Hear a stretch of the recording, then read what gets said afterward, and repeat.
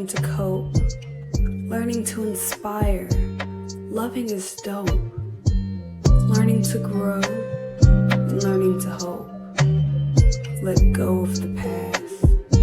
Release the ropes. Learning to love, yeah, yeah. Learning to love with Elam B love. Learning to love, yeah, yeah. Learning to love with Elam B love. Learning to love, yeah. Inspired by God, lifted in love, yeah. Learning to love, yeah, yeah. Motivated by self, lifted in love, yeah, yeah. Welcome to Learning to Love. I'm your host, April B. Love. Today's topic is an extension of last week, so hopefully you were able to join in. I have a special guest here with me, Elam B. King, best-selling author and relationship coach. So we're just pretty much going to pick back up right where we left off. Now, Elam, please reintroduce yourself to the audience today. Okay. Well, again, thank you so much, April. Had some fun previously on our talk. So hopefully I know we'll do the same on this one as well. But thank you for even just having me on your show as well. So elevator version for me, originally from Jersey, graduated Hampton University, met my wife up there in VA, and then she was from Georgia. So that's what had me end up here in Georgia. So blended family of 6. I got into this relationship space somehow. I don't know. I'm still trying to figure that out. But I wrote my first book, Understanding a Man, Empowering Women with Tools for Lasting Relationships, back in 2017. Prior to that, I was doing relationship coaching simply because I had gotten married early, so everybody was asking me questions, so I was always answering them. So but recognizing that some things and there's some gaps in relationships, that's what inspired me to write my first book. And then last year released a pre-marriage course, which is based upon a lot of the relationship coaching that I do with couples and some of the things that I see. So I passed that down to the pre-marriage people. I also my second book was released last year, When His Soul Cries. That was an anthology of men just speaking about intimate matters of the heart, because men don't normally speak. We don't communicate our intimate matters of our hearts. And so my recent book that I released on Father's Day is Understanding a Man, Memoirs from a Father to His Son. So I interviewed 24 men about various topics of the heart, things that if they had to go back and talk to their younger selves, what would they share with themselves? And so the great thing about this book is that it's a combination of text and audio. There's QR codes located throughout the book, so that the videos that I took of the men answering the questions, they can click the QR code and watch the video of the man speaking. So I'm super excited about this book. That's amazing. Awesome. I'm excited as well. Yeah. So just picking back up on where we stopped off. So I know we ended talking about why are so many women, especially in our African-American communities, failing in romantic relationships. So can you kind of like just give us a brief synopsis of that? So how do I press that down? So an overview of it would be this. It's one of 4 things that I see that has occurred. First is a lot of Black women, unfortunately, let me make sure I say some, right? Some Black women just don't know themselves, right? And so that's the first piece. They believe they do just because of the intellect that they have from maybe their 9-to-5 perspective of how their level of greatness that exists there. They believe that that same intellect is utilized over here with matters of the heart, and it's not.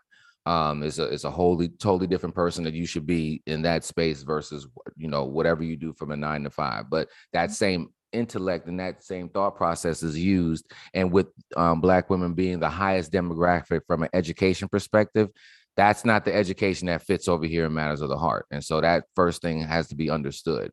And the second reason is there's a lack of accountability in a relationship for women, for some Black women.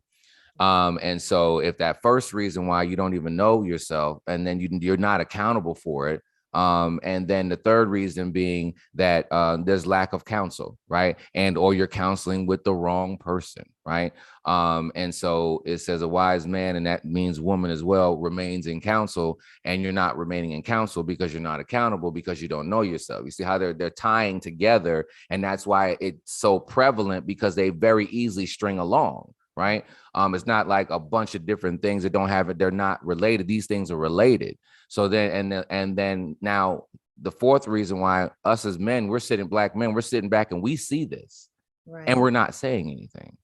We're just acquiescing, going along. And then also because we have a higher pick, if we're looking for a Black woman, we have a higher pick than you might have. We just say, you know what? I just won't, I'm not going to give her the feedback, and I'm not going to deal with her. I'm just going to go because I can go find somebody else easier.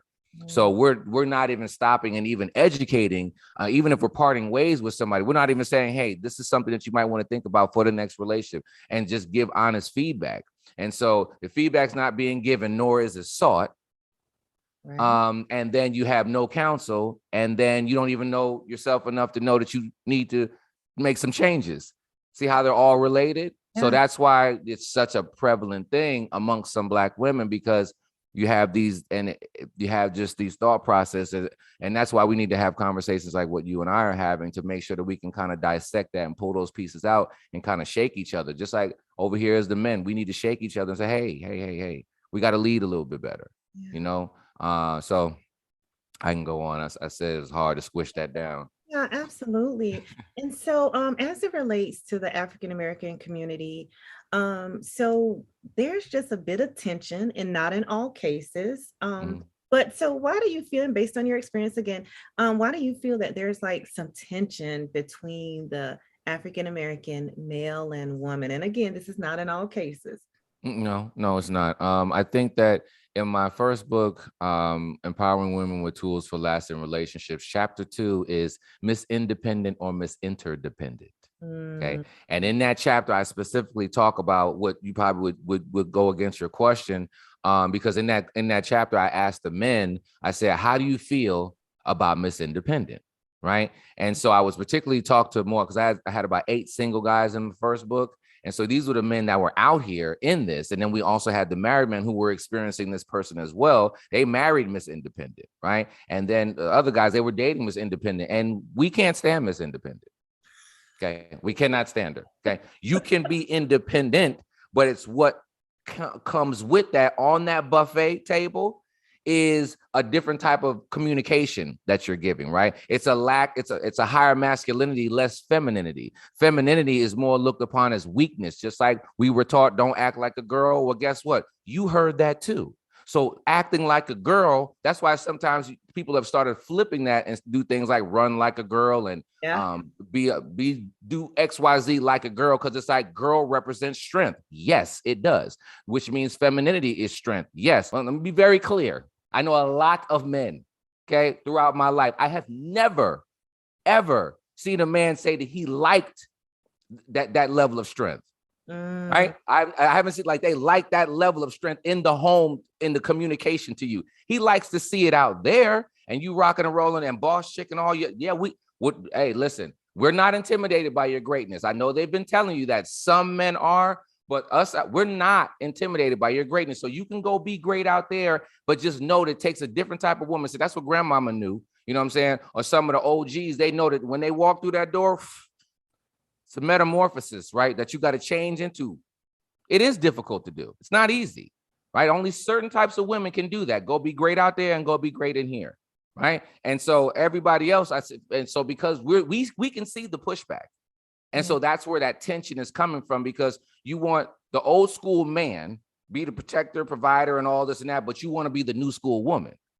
That's not going to, we got to find a balance within that. But right now we're being pulled to your side, pushed to your side. But an average man that I know, and I know because they go on my inbox, because they tell me what they see, they give it to me and they say, Elam, go talk about this. Why? Because they don't want to talk about it. So now that's why, if you notice, you see a lot more men groups here and there having conversations and saying, look, man, so like we kind of need to get this thing together, but at the same time, giving you the right instruction of saying, hey, this is what we need, this is what we want, and standing firm on that. So. Yeah. Yeah, and that kind of, going into what, something I wanted you to touch on, like, what's that healing process like? What does that even look like? And you kind of segued into it, like, with the men really providing that feedback. Yeah. And also, with, women also kind of feel like some of the women need to be able to transform, like, yeah, you were out, you're doing your thing in the world of business, you're doing your mommy thing, you're on it, but now you're home, honey. So now bring me that peace. I would say the first part of that healing, I would just appeal to the men of saying, number one, that we need to jump into some counsel as soon as possible. And so we can make sure that we understand and identify who we are from an intimate perspective, who we are, right? Because we don't know who that is a lot of times intimately. So what do we do when you don't know something, when you don't have a direction? You attach yourself to the other person's expectations and direction. And when you do that, you hitch up. It's just like a hitch on a car, right? You hitch up, but you're hitching up to something that you really don't like, but you're going along for the ride, right? You're just, let me just stay on in this, right? And so we're not sharing who we are. So we need to identify that and tap into that and get an understanding of what direction looks like. Because, you have a moment to whereas even men saying things like, well, as long as the wife is happy in the home, then you're happy. It's not true. It's not. We need to stop saying stuff like that. It's not true. If the wife is happy and you're not happy. It's not. It's just, happy wife, happy life. Yeah, happy wife. Like, guys, like, stop it, man. We got to have some. You matter too, man. Right. And if you matter, man, first, head, then you can attach the right partner to you. Right. And then this partner, she won't tear you down. You won't tear her down. So the number one way I would say that we can attack this thing is understanding ourselves better. Once you do that, it increases the worth, which changes your decision making, which links you with the right person, and then you move forward. And in order for us to improve our communities, we have to improve these families. Because when something happens inside of this world, in the Black community, we're like, we need to stick together. We need to buy Black. We need to stick together to march. When you finish marching, like, what are you doing? Because see, I don't march. What I do is I work to keep families together. Because if I keep a family together, statistically, a man and a woman raising a child, that's now going to have a smarter, a higher self-esteem, a more productive child, which turns around and does what? Knows themselves, picks the right person. Now the community can expand. Now we know where to invest our dollars at. So in order for us to improve our communities, we have to improve the family. In order to improve the family, we have to improve the two people who are involved in that, which is the man and the woman. So when we figure that out, right, then we move forward. So if you ever want to hit reset on your love life, go figure yourself out some more. Wow. That is amazing. Nicely put. Absolutely. So we're going to take a short break, but stay tuned. We'll be right back after this short break.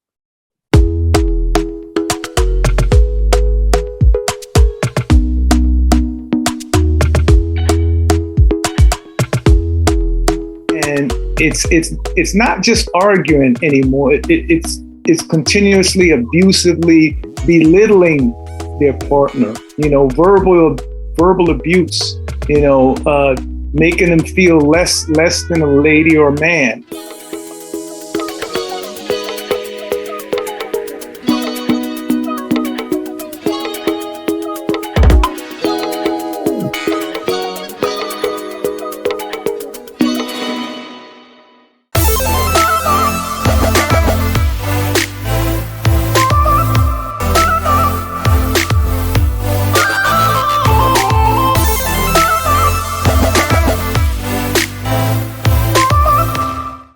Thank you so much for staying tuned in. Again, this is the Learning to Love show. I'm your host, April B. Love. And again, I have Elam B. King here with me. And we're just talking about dating with intention and a whole lot of other relationship stuff that is needed in our communities. So just getting back started here. So I want to talk about, just tell me just a bit about how important it is for like premarital counseling. Ooh. And I know. Yeah. So just tell me a bit more about that. How important is it? It's everything. Mm. That's just the best way to put it. It is everything. So April, have you ever gotten a job, and once you know how you get a job and then you go to training, right? And then when you get out of training, you say, okay, what do we do here on this job, and how much are you going to pay me? Has that ever happened to you? Actually, No. no, Okay. I need to know. Yeah, I need to know all of that Yeah, before I even. all that up front, right? Yeah. Okay. I don't know if you did you attend college? Yeah. Okay. So you didn't attend college and then find out whether your major is at that university, right? Mhm. When you go get a house, you get a real estate broker, right? That's basically your agent, your counsel, Mhm. okay, for the right area, crime, grocery store, airport, tells you all the schools, all of that, right? They got all that demo for you, right? Yeah. So we'll do that for our jobs, and we'll do that when we buy a house, and we'll do that, when we're trying to get this money out here. And even if you play a sport, you got a coach, right? So we'll do that even in sports. But then when we say family over everything, and my marriage is my everything, and this person is my everything, but we're not doing something correct, which is going to counsel before you get married, understanding what are you signing up for. I did not start off really, really loving the pre-marriage space the way that I do now, because I was just, I was more talking to people who were already married. And so over time of just doing that, I started identifying and seeing patterns, right, of the reason why people were breaking up. Because by the time they call me, it's like fourth quarter and 2 minutes left in the relationship game, and they down by it's 2 minutes left and they down by 3 touchdowns, and nobody is Tom Brady in the relationship, right? So could you win that game? Yeah, Brady could do it, but your probability is very, very low. Let's think about this. If you line up inside of the US, you line up 10 couples, 5 of them statistically will become divorced. Okay. If you line up 10 Black couples, 7 out of 10. Think about this, right? Anybody who's listening, and you probably just know of this. If your kids, if your friend, or even if yourself, you're about to play a rival, right? Like the biggest game or whatever case it be. How do you practice before that game, right? You practice you go to practice a little bit longer. You run just a little bit harder. Why? To prepare for what's coming, right? And so, but we'll do that inside of a sport, but we won't do that with regard to understanding what we're about to go into. You're stacked up to lose. Yeah. Don't give me this trust God and love. It's not true. Okay. We have passed on these things along the way from grandmama. I love the baby boomers, but they did a horrible job in the intimate matters of the heart area. They did not tell us the real of what really needs to happen out here and how they stayed together and how to stay together. We just see them. My parents made 50 years. Last Thursday, they made 50 years. Guess what? I didn't know. Now I know, but for the majority of I didn't know how they did that. How did you stay together? And people just say love and trust God. Well, even God told you faith without Works is works. null and void. So how are you going to find out about the work? So that means prayer is not enough to keep your marriage together. I repeat, it is not, because he told you faith without works. You have to figure out what those works are. So you have to understand how are you loved? And then can you sign up for the love that the person that you're with? They're not going to change that love language for the next 10 to 15 years. Understand what you're going to sign up for, or they might not ever change it, right? Okay. So you can't think that you're going to get married and change this person. No. It's not going to happen. However it is beforehand, marriage throws gas on whatever was good and bad in a relationship. It throws gas on it. COVID just threw gas on the gas, right? Yeah. Just letting everybody know. Now you got to look at each other and what? Now you're figuring out who you were with, and you're realizing that you were a spouse. You weren't a husband. You were a spouse. You weren't a wife. You weren't a friend. Okay, wait till these stats come out about COVID divorces. Okay, people had to stop and figure themselves out. And that's what pre-marriage counseling does, is makes you stop and think about the love, think about spirituality. I have people who have gotten, you want kids and he don't. How's this going to work? You think he's going to change later on? Like, you think that you can just woo him? No, it's not going to work, right? He works days, you work nights, but you're a quality time person. This is not going to work. You need your quality time. He can't provide it. He could be a really nice guy, right? So understand, this is not going to work. What is intimacy?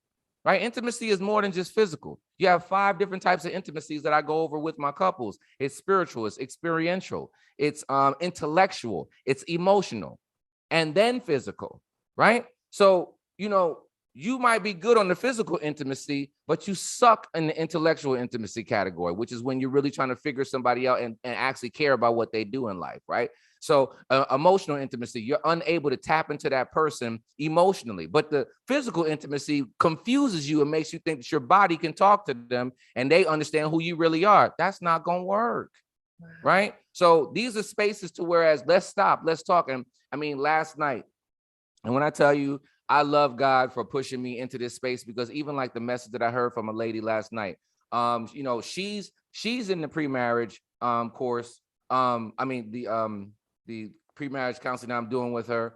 But her dude is nowhere to be found.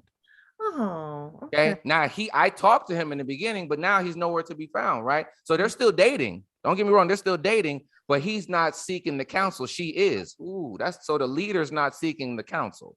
Yeah. That's a challenge. But I'm still, because I meet individually and I meet together. So we're just her and I meeting individually. And she said last night, she said, "Thank you so much." And I love when I hear this. She was just like, "You're having me look at things that I was never, that some of it I kind of knew of, but I didn't know how to put it into words." And so I'm just taking sometimes maybe your thoughts of saying, "Hey, you have a non-negotiable. You want this to happen and you don't see that person doing it. If that's a non-negotiable, you have to talk to that person up front and say, this is what we have to have from day one. We're not going to ramp up.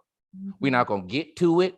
No, from this day, this is who you need to be, right?" And so I always ask couples, what are your non-negotiables, right? Sometimes they say, I don't want it. Don't ever put your hands on me. That's a non-negotiable. It doesn't mean I get to hit you a little bit, then don't hit you no more. I mean, I'm laughing, but it's really not fun. Like people, we don't ramp up them beatings. We don't ramp them down. Like, okay, I'm just going to hit you once this week. Like, no, you're saying effective immediately. This is not. So I said to them, "Hey, is that something that you can live by?" And now most people be like, "Yeah." But, even something as simple as that. And if you're with a words of affirmation person, now you need to understand those words carry even deeper. Mm-hmm. Right? Because it's already turned up. So now words of affirmation, huh? Yeah. That's why love language is important, knowing it. Yeah. That's turned up even more, right? So don't call me sensitive. Yes, I am. Words of affirmation. That's me. I don't care what you call me. And there's another 20% of us that are sitting around here like that. Guess what? That's our superpower, as well as something that you have to be mindful of. Right. So it brings a level of accountability when you have premarital coaching, because it's saying, this is who I am. I make them write the stuff down so you can pull it back up. This is what I told you who I was, and you said you was cool with it. Yeah. That's awesome. And we definitely need that. We need more of the premarital counseling in our communities, because you really need to get to know even before you get there. So don't get me wrong. Now, even before you even get to premarital counseling, you really need to know who you're with and kind of find out a little bit more, but it all starts from within. So learning who you are and things of that nature. But and can I throw this last point? And I just want to say, and that's what I was just about to ask you. Is there anything else you'd like to share, and any advice you have for just advice in general for males or females? Yeah, this is the time of year between June and October is the biggest marriage time, right? I think June is number one, and then it skips to for weddings. I'm sorry. Then it's like August, then like October, something like that, right? So this is the time frame where people are getting married, and I just want to just share with people, just understand that the devil is here to kill, steal, and destroy. The number one way where he can ruin a community is through divorce, is through keeping people separate and not coming together and building with their two minds. And so understand that this is set up to not win. So 70% speaks for itself. Right. Okay. And, it sounds good with, my hopeless romantics. I be wanting to drag them all out in the street and just like whoop them like once or twice. Like, stop that. Fall in love and get married, and then marriage isn't difficult. That's a lie. It is work. You have to do work. Okay. It's not something that you just blissfully walk around with. If you don't talk to my tenured couples, and they will all tell you that, right? There is work that has to be done. It becomes easier if you do the work up front. Right. But then there's also a requalify that we have to do because you're changing. Right. And that's some of the reasons why that when we have people And when their kids go off to college, right, you now have two people, just like in COVID, right? When you have to look at the person, now you have two people who don't know each other, right? And now you tripping because you're like, well, you change, and they try to weaponize change. Anything that doesn't change will atrophy, AKA die. So that person was supposed to change. Nobody grows apart. Okay. What happens is that you intentionally and unintentionally stop paying attention to the other person. So that's why when kids get to their freshman and sophomore year in college, on average, their parents are getting divorced a lot because the goal was the child. It became the child and not each other. We didn't pay attention to each other. We just lived this life every day, right? Now the child is gone. Now you're like, who are you? If you understand that, and that's why the Bible actually gets you to work on the other person. So what does it say? It says, men, love your wife as Christ. It doesn't mean that you're not supposed to respect her, but you're built in respect, so you actually know how to give it. She's built in love. That's why she has to submit herself, right? Which is what? Respect, right? So each person has to work on what the other person's actually better in, right? Or built upon, right? Understanding just the factors that right there, God is telling you, hey, folks, men focus on love, women focus on the respect piece, right? And then you're automatically going to give the love, ladies, because you were built in it, right? The men, you can give that respect because you were built on it. Now we have two people working together, right? And just understand, lastly, that we don't have the same brains, right? We're not built the same. We're built differently, right? That's why there's a book, Men Are Like Waffles and Women Are Like Spaghetti. Right. So I don't know if you ever saw that meme where it was like Boris Kojo and like what's the lady he was married to? I think what's her name? Elizabeth or what? Nicole. Right. Okay. And so they're in the car, and over her head are all these the little white dots of got to go this, got to drop this off, got to do this with the kids, this, that. And over his head, it was like, go to the gym. Why? Because we do one thing really good at a time, ladies. Right. You're amazing, just like noodles. Right. They're all connected. Right. But waffle is what? Is these squares, individual squares. That's why we're good at one thing at a time. So if we can just even understand that, why she wants to communicate, why he might not be as detailed as you are, because our brains are different. And if we understand that and now learn to work together, we're going to have a lot less turmoil and tension, as you would just say. So we'll get it together. We'll do my part. Nicely put. Thank you so much, Elam, for joining me today. I know that you've poured so much into our viewers today and last week, by the way. So definitely thank you again. And I know your information is here, so they can contact you. Awesome. Well, to everyone, thank you so much for staying tuned in today. Again, this is the Learning to Love show. I'm your host, April B. Love. Join me next Wednesday and every Wednesday at 8:30 p.m. Eastern Standard Time. And if you'd like to be a guest on the show, visit aprilblove.com. Again, that is aprilblove.com. See you next week. Motivated by self.